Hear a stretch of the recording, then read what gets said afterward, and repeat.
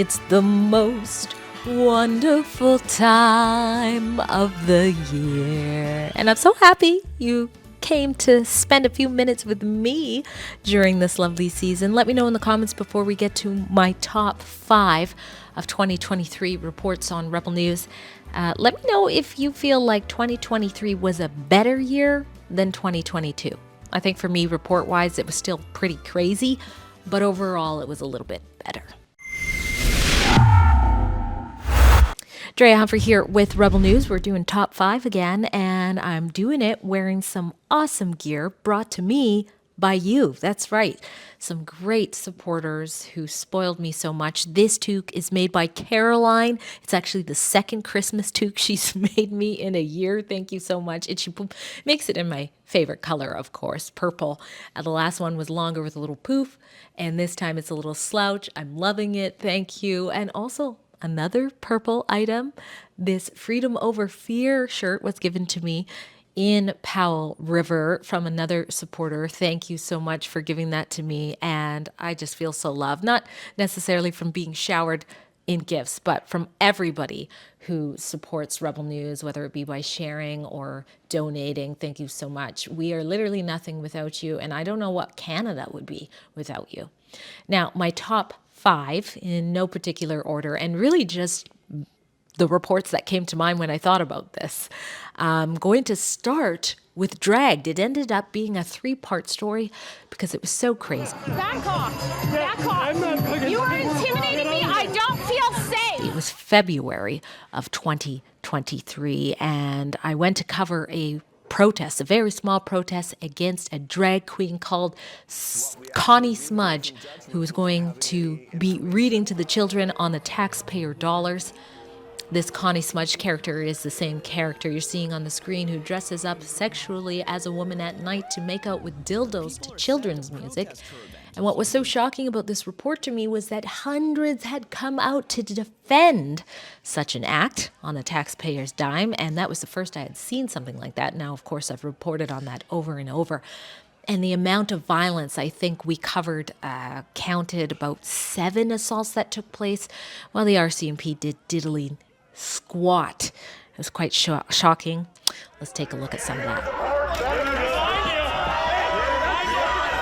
The only way to combat hate is more love.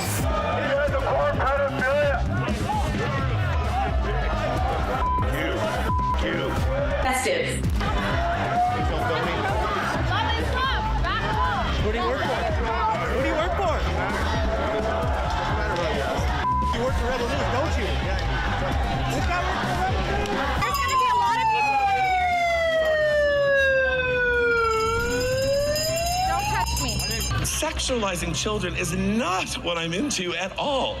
If you think about it, I was groomed to be heterosexual. How did that work out? Now, one of the reasons this report also stands out to me was not just what you saw there, but it just stuck with me so much. I was so bothered by those scrawny Antifa thugs that I decided to just spend some time finding out who their leader was, and I did. That's why there was one of the follow-up reports. His name was Rafael Torres. He wiped himself off the internet after I identified him by his eyes, because they had burned into my soul. And I haven't seen him ever since at any of these protests standing up for the sexualization of kids. And I got to tell you, I also haven't stopped praying for Rafael Torres. There's something about those eyes that seems sad, and I hope he's doing better right now. Number 2. My goodness, let's go on to that. This one is a happy story, and of course that's why it makes the list. Anytime it's a happy news, good news, which doesn't come very often when you're reporting on the other side of the story, I'm here for it. And this is a story about a comedian and a talented pianist named John Julian, also known as John Stetch. Now, John Julian is hilarious for his Trudeau impersonations, but of course not everybody can take a joke, especially in 2023. So what happened was his jazz comrades, mostly university jazz students, kind of came together in a petition against him to get 2 of his upcoming shows canceled, one at Frankie's Jazz Club and the other at Tyrant Studios. Here's some of his story here. Frankie's Jazz Club and Tyrant Studios both emailed me a few days ago saying that, I'm sorry, John, we're going to have to cancel because there have been some complaints about your recent Trudeau videos. And they didn't want to get involved with the politics or the drama.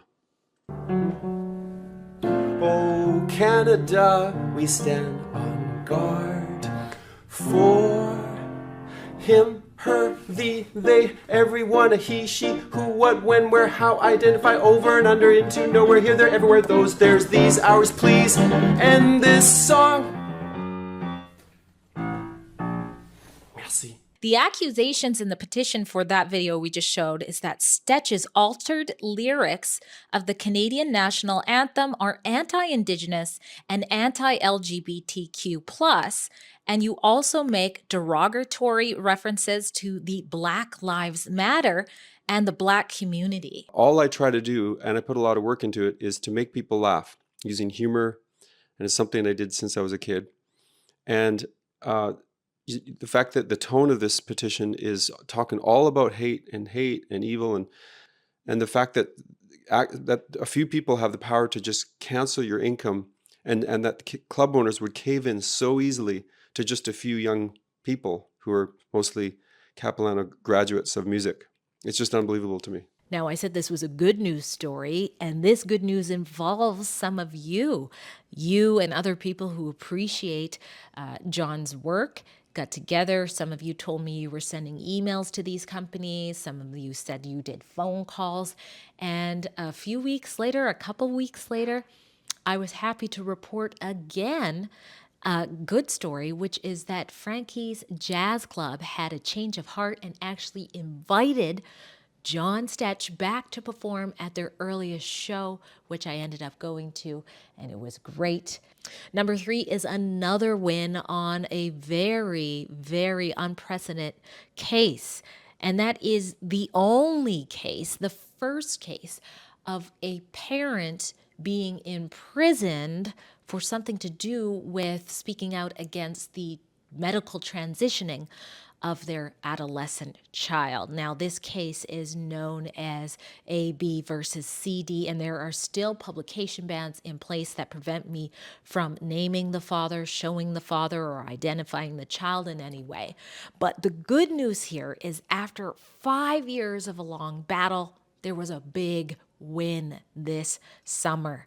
And that win was that the father, CD, won his appeal, which meant he was not going to be thrown back in jail, which you never know with the fact that he was in jail for 2 months over this and fined $30,000 for choosing to speak out to tell his parental rights story in this battle is so shocking. He had pled guilty to contempt of court for breaching publication bans to report. And Rebel News was there every step of the way. We would get interviews with him before he would go to jail. We'd get interviews when he would, dodge jail for a couple of weeks. And we were right there when he got the good news that he wasn't going to have to go back and he wasn't going to have to pay that fine. Yeah, no, we got I call it a huge win. I mean, we couldn't have, done better today than what we got. I mean, time served, so I'm not going back to jail. Any time remaining on the 6-month sentence is gone. And the big $30,000 fine to Ronald McDonald House, taken away. So, yeah, I walk out of here with everything behind me on this Court of Appeal hearing.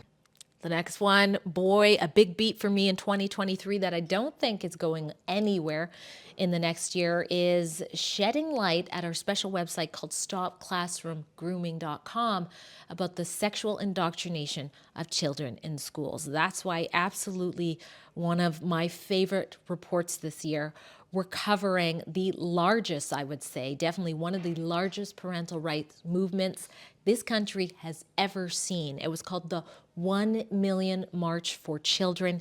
92 cities participated in marches against the sexual indoctrination of kids in schools over things like in Western Canada, we have a program embedded in schools that you can't opt your kids out of called SOGI 123, a sexual orientation gender identity program that confuses kids about their gender and also makes them have access to sexually explicit books like the ones you're seeing on the screen. So when so many people came, and I think it was 27 cities in this province that I report from, British Columbia, came and showed up, and you saw the leftists lose their minds. The unions got together and had to have meetings about how they could squash this and counter-protest, but they failed. The message is out, and more parents are waking up, and here's just some of that footage. Our fight is not with you. There is no hate here. This is about our children. We just want to talk. We just want dialogue. Hands off our kids! Hands off our kids! Hands off our kids! Hands off our kids! Hands off our kids! Hands off our kids! Hands off our kids! My kids, my choice. 18, their choice. My kids, my choice. 18, their choice.